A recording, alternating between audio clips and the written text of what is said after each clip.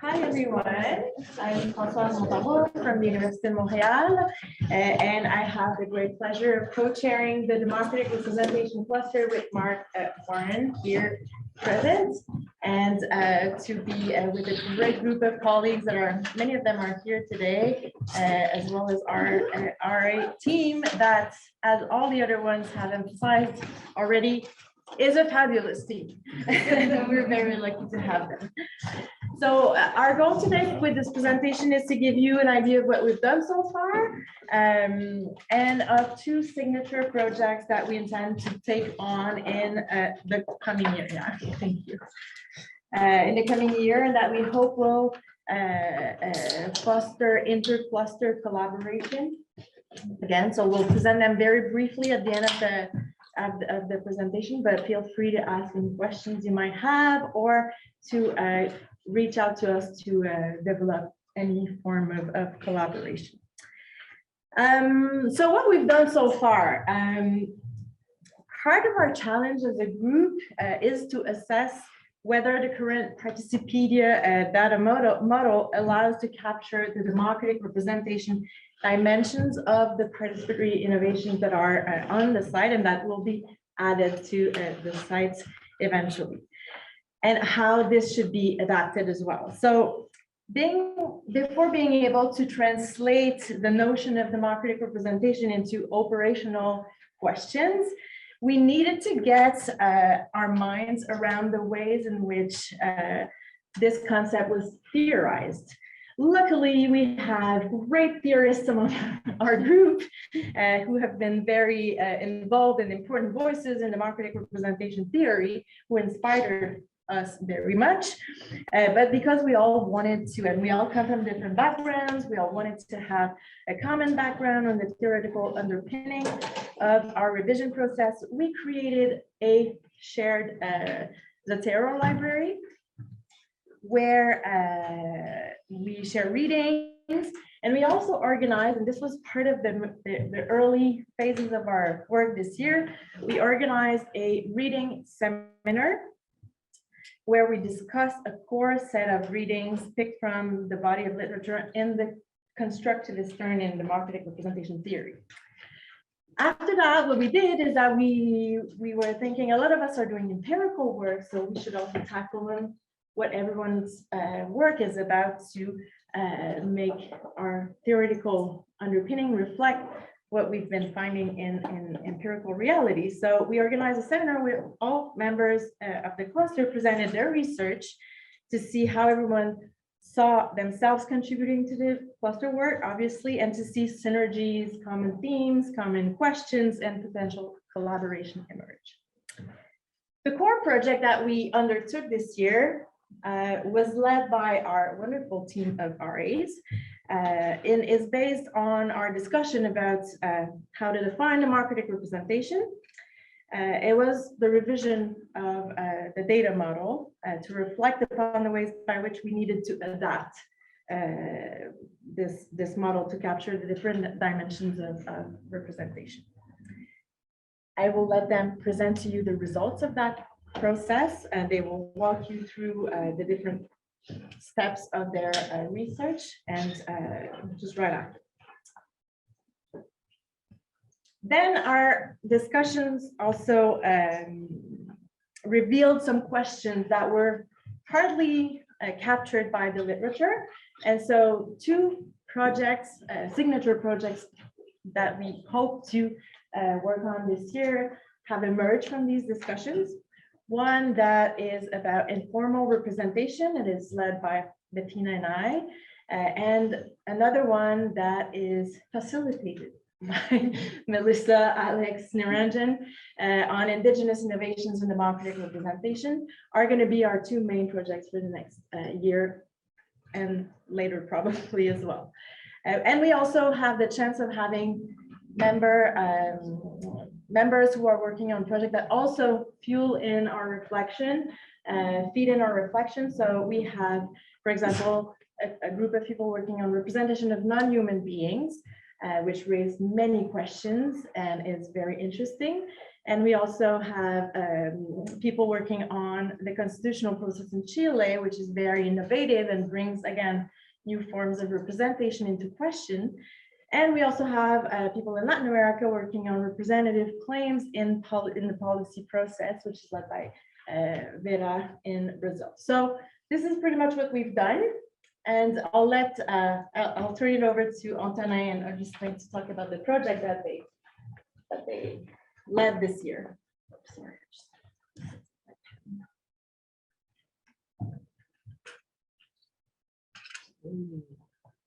Great, thank you, Françoise. So the goal of today is basically to bring you all with us on the journey we took in the last year on our presentation. So as you can see, each table has a whiteboard next to you. That's going to be a little activity we're going to do at the end. And on Zoom, you have Sarah Fontier there, who's also a research assistant with us, and she will moderate a little breakout room once we get there.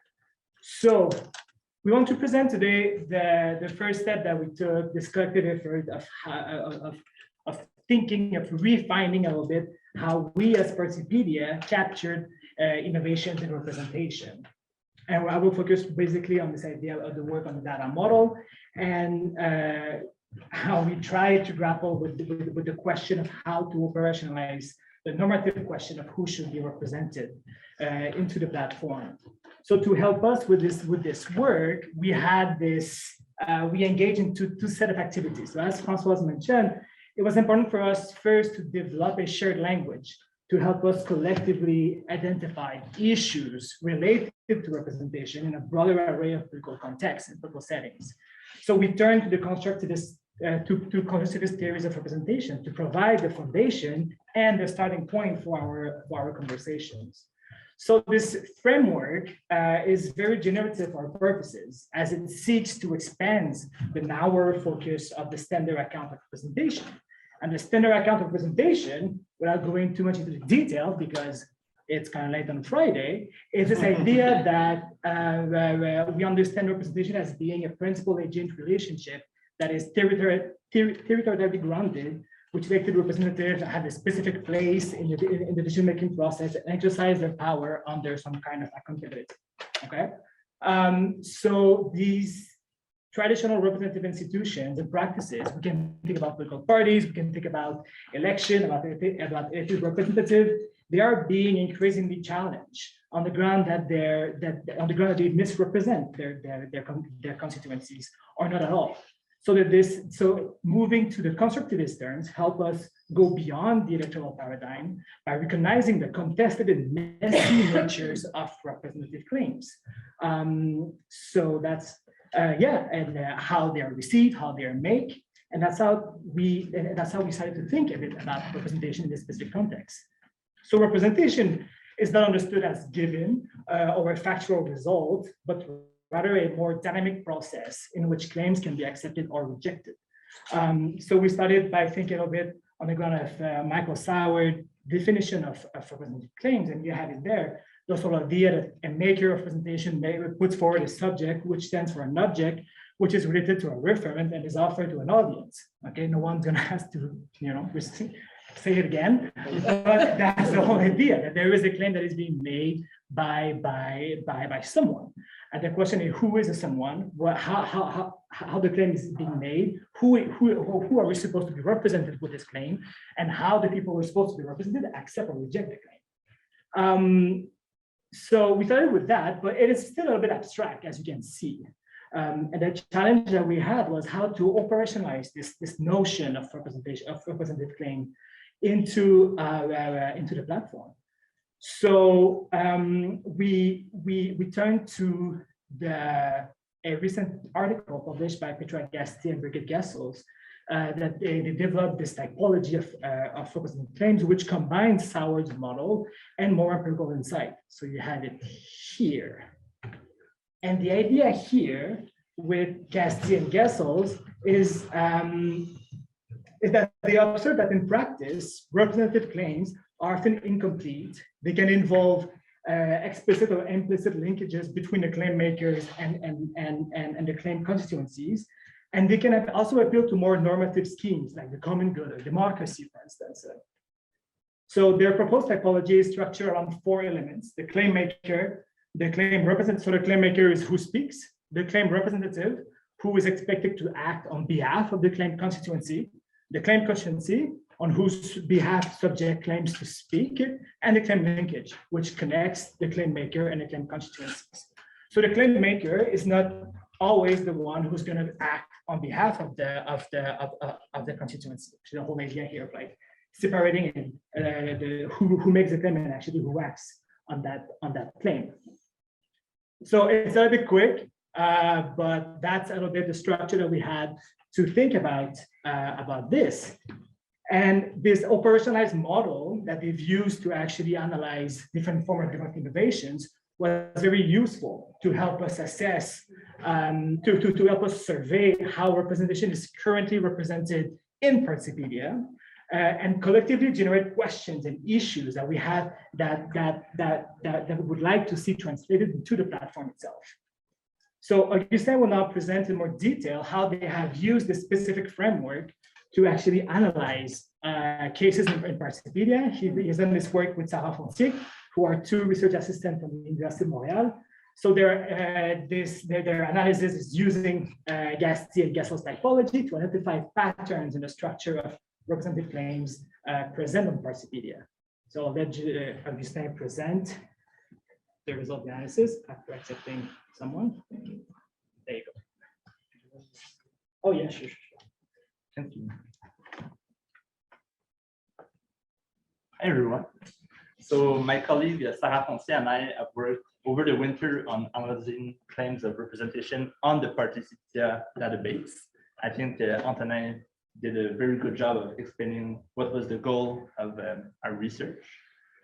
So our process, we started by selecting randomly about 30 or 40 cases using a targeted search. So we entered the keyword representation in the database. So that gave us a population of about 200 entries, from which we selected 30 cases. But we also wanted to be a bit more thorough and to have a more representative sample of the overall population. So we continued our analysis with another 30 or 40 cases from the more general population without the targeted keyword search. So we read through all the entries and we analyzed a single representative claim per case. So how we identified that representative claim is we looked for an underlying claim that justified the democratic innovation in question.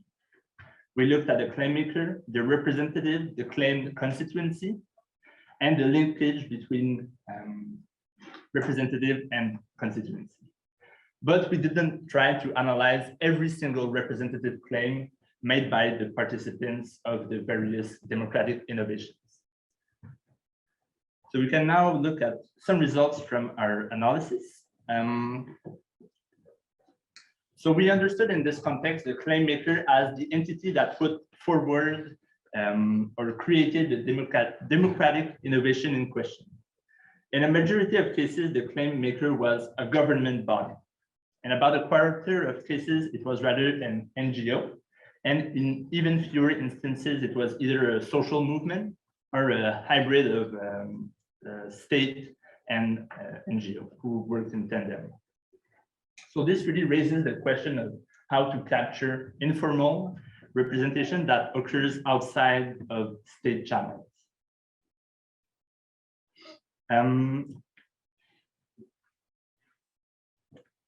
When the government was the claim maker, the claimed representative was usually the democratic innovation itself.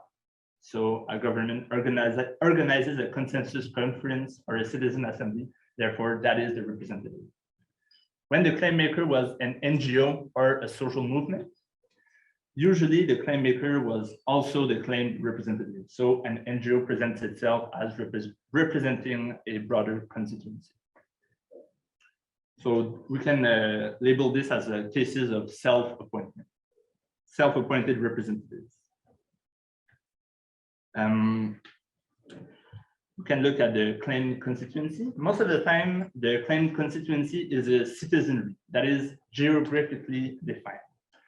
Many times there is a more targeted group that is represented. So for example, indigenous groups, racial minorities, women, people with disabilities, and many other examples.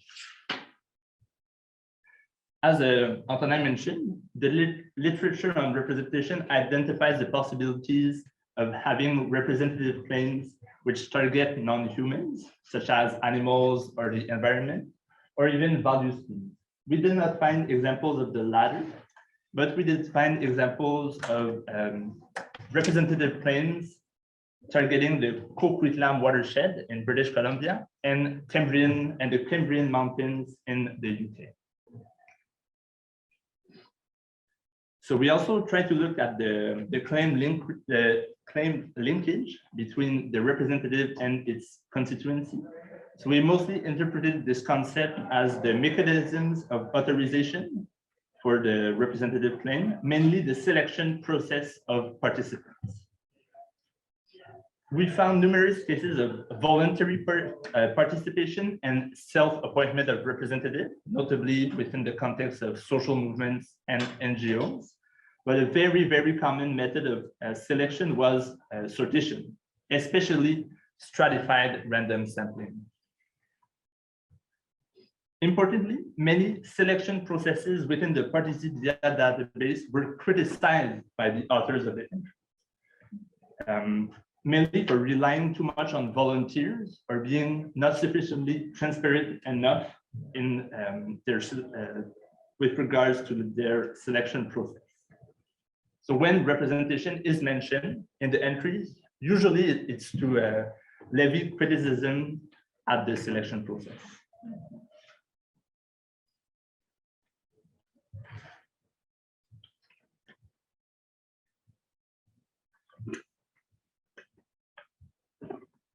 A more general issue we noted, as Antonin mentioned, is a lack of concerns in the entries for the reception of claims of representation by the constituency. So we rarely know how an initiative was received by the people which it claims to represent, which we found somewhat problematic. So I've selected 3 examples to illustrate how Participedia helps us gather information on innovations of representation, but also what obstacles it faces. So first, we have the Democracy in Practice Initiative, a democratic student government in Cochabamba, Bolivia. So the initiative replaces elected members of student government with randomly selected ones. Its goal is to have a broader base of students who can experience student government beyond the usual few who tend to be elected year after year. So I thought the Participedia was especially well made in this case. It explains a change in democratic representation, its objective, its observed effects, and the reception of the claims by both students and the teachers. It's also one example of how representation is often tied together with tradition on the platform. Next, we have the Grandview Woodland Citizens Assembly. The Citizen Assembly was a reaction to a political crisis and gridlock after a 30-year urban plan for Vancouver was contested by citizens from Grandview Woodland who opposed the increased densification of the neighborhood. Interestingly, the entry explains the assembly. So basically, the civil society organizations were mainly composed of white owners who didn't want to have a greater densification of their neighborhood. So initially, the assembly was contested by these civil society organization, but eventually the organizers succeeded at convincing them of the legitimacy of the citizen assembly and its representative nature. So I thought it was a great case of how a representative claim can be contested and even rejected by the constituency, or a part of the constituency in this case. So we believe it's important to capture such dynamics in the entries on Participedia. Finally, we have the traditional authorities and fast-track land reform in Zimbabwe. In a nutshell, Zimbabwe has engaged in a contested and conflictual process of land reforms. The Participedia entry explores the role of chieftaincies in land restitutions. It presents chiefs as the traditional authorities that represent both local citizens and the land. However, in my view, it doesn't explain in sufficient detail this claim linkage and how it fits within a local indigenous ontology. However, this may be a limit intrinsic to the Wikipedia or wiki-style nature of Participedia. In any case, I believe it showcases that we need to pay particular attention to how we want to integrate representation based on indigenous forms of authority and legitimacy on our platform. So thank you all for your attention. Great, thank you. Thank you, Augustin and Sarah, for your work on this.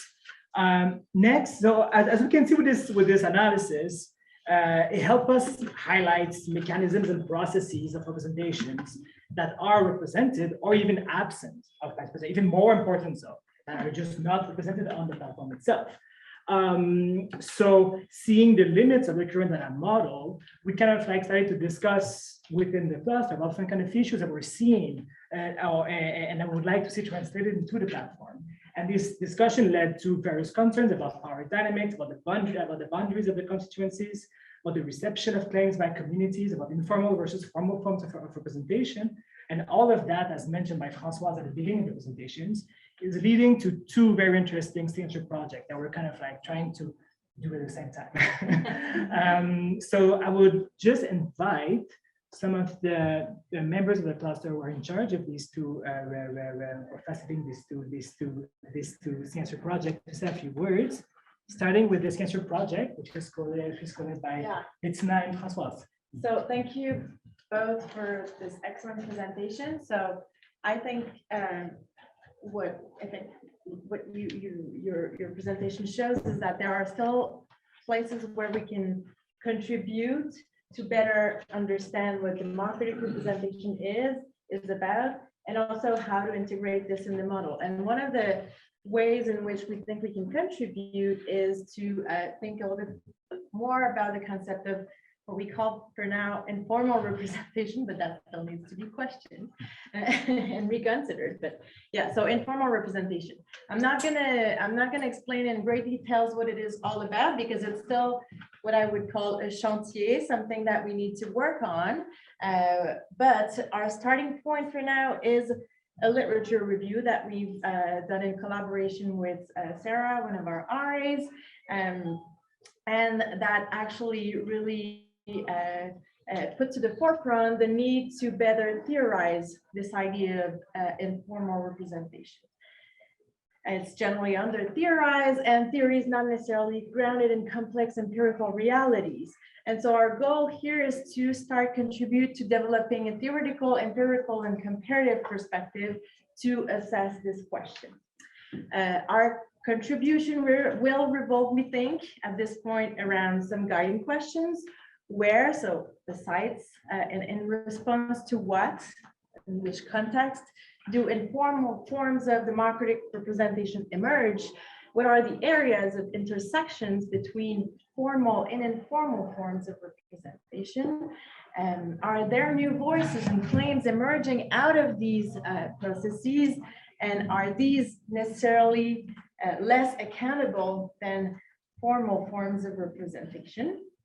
How does the authorization process work then when there is no formal election or selection process for claim makers? These are all the type of questions that we hope to address in our discussions, and we invite everyone who thinks they can contribute to that discussion with their research, and their clusters to join us in this discussion. We're hoping to, well, no, we are organizing a workshop in Montreal in April of 2023, and we're hoping to bring this to some sort of knowledge mobilization strategy at some point. So that's the starting point, and we hope that we'll be discussing this for the next couple of years. Thank you, And so Françoise. I'll hand it over to Melissa for Yeah. the. Melissa for the Indigenous Innovations in General presentation. Wonderful. I just want to add my thanks to Antonin, Augustin, and Sarah for the fantastic work they've done, and also Etienne, who also contributed to the theoretical discussions of the constructivist turn and theories of representation and how that should feed into our work in Participedia. But one of the themes that emerged in our discussions is that a matter of common interest among a number of existing members of the representation cluster is a strong interest in Indigenous innovations in democratic representation, democratic governance, and democratic mobilizations that are based on Indigenous ontologies, epistemologies, and decolonial intent in democratic practice. So this is based on those initial conversations within the cluster. We've reached out to Kathy Walker, I think is still in the room. You heard from her earlier as a member of the Democratic Accountability Cluster, but also Matt Wildcat and Dale Turner, who are also part of the project and who have now thankfully generously expressed interest in joining a conversation about how we can build the connections across the projects that they're already engaged in, and specifically with Kathy Walker's work on the Indigenous movement, Walking with Our Sisters, as a form of informal representation, and to potentially trace some of the, I like to use the language of either discursive representations of the constituency that are playing out in movement activism, mobilization. With Matt Wildcat, he's developed a project and a program on the foundations of relational governance as a way of rethinking Indigenous self-determination and the reclaiming of Indigenous jurisdictions over important policy domains, and how that should transform relationships between Indigenous peoples and settler state political authorities. With Dale Turner, he's got many projects going, and the one that seems to be most closely connected to our common interests is a project on constitutional renewal in Temagami First Nation. One of the interesting themes there, I think, is that both in Kathy's work and in Dale's is highlighting not only, and well, in Matt's as well, highlighting not only a relational understanding of political agency, of democratic agency, where the relational, the term relational captures not only human relationships, but also relationships with the earth and other non-human beings, which also then links to, in many cases, Indigenous spiritualities and how integral those are to Indigenous political imaginaries in some contexts. So then, then this also links to the work that Niranjan has been doing with Adivasi communities in India, and tracing their political mobilization and activism, in particular attention to the challenges and the intricacies of Adivasi political mobilization and organization and representation, representative claims in the context of rising Hindu nationalism and extractivist projects in their territories. And then Alex Shanklin's work on representative claims among Indigenous peoples in the Brazilian Amazon, in particular, how Indigenous peoples in that context are forming alliances, coalitions with one another, and constructing new political imaginaries that enable this representation of Indigenous communities across Indigenous peoples or nations in that context.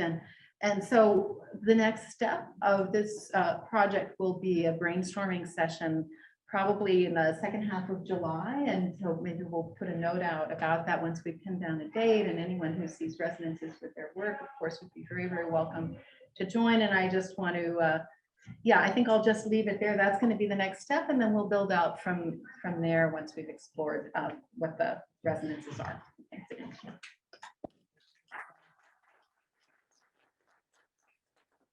Great, thank you, Melissa, Alex, and Rajan too for your work on this. So now, a little group activity. So the challenge that we had that we have is how to translate and operationalize big normative questions about representation into specific questions in Participedia. And this challenge is important because if we want to add these new questions into the platform, we need to be very clear and very specific about the language that we're using. So what we want to do is pick your brain a little and make you think a little bit and help us think about these questions and this way of moving forward. So we have the two first questions. The first one is what kind of questions can help us as Participedia better capture the broader array of representative claims. So as mentioned by Augustin, most of the claims are often state-based. So what kind of questions could we use to actually capture new forms of representation in this sense? If you have any idea, by talking with the people on your table, that would be great. And the second one is it's how to assess these claims, how to assess how these claims are received. And that touches a little bit the discussion we had yesterday about assessing failure and success with different innovations. But so here the question is, what kind of question can we use for that? But also, can we make such assessment? Can we use Participedia to actually make this kind of claim that the representing claim has been actually rejected or accepted?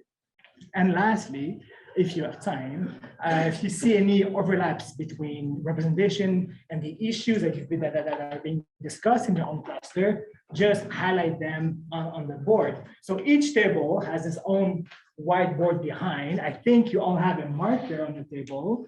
And the whole idea, discuss, write free the questions or the things that you think could be useful at that point on the whiteboard. And then we're going to come back as a whole group and try to discuss it if we have time.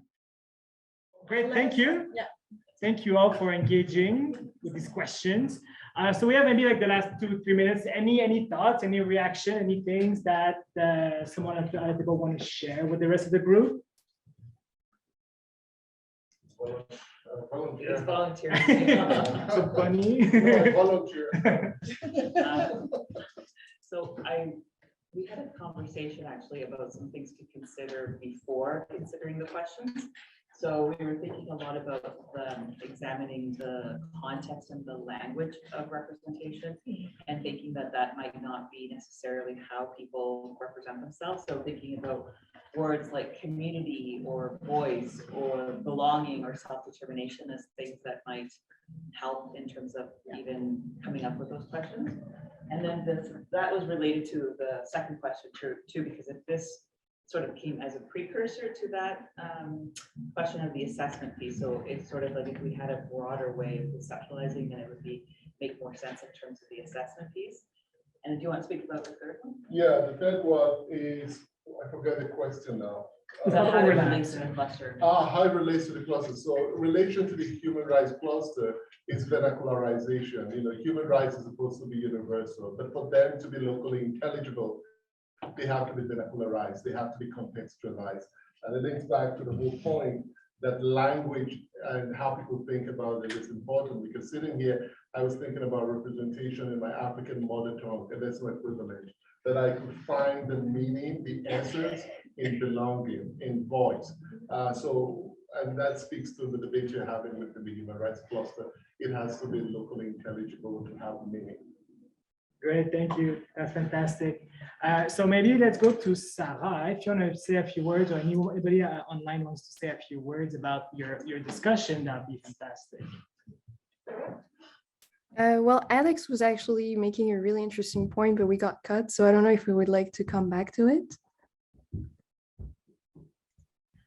I think I may not have been the only one making the point. I think I was some people were noting the questions in the Google Doc that Sarah very helpfully posted for us, but it was about the way that in the work that Antonin and Augustin presented, there were claims about representing a polity, representing the citizenry of a province or a city or whatever, versus claims about representing a constituency within that polity.